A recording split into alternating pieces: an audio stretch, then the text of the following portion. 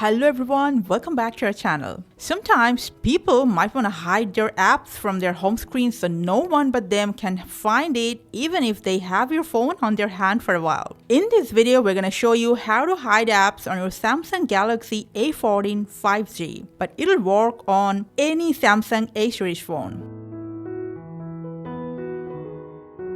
First, go to Settings, scroll down and search for Home Screen, tap on it, scroll down, and then tap on Hide Apps on Home and App Screen. Now here, the list down below, you have the list of all your apps. Choose the app you want to hide from your home screen. And when you're done, just press Done.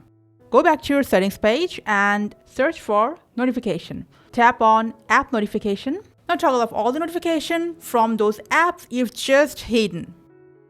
Go to your home screen. Those apps are hidden from your screen. But what if you have to use those apps? Click on the search bar, write the name of the app, and click on that app. On this page, at the bottom left, click on Open, and your app is open. That's how you can use it, but it's hidden from your home screen. So that's how you can hide apps from your Samsung Galaxy A series phone. We hope you found that helpful. Happy hiding! Thank you for watching.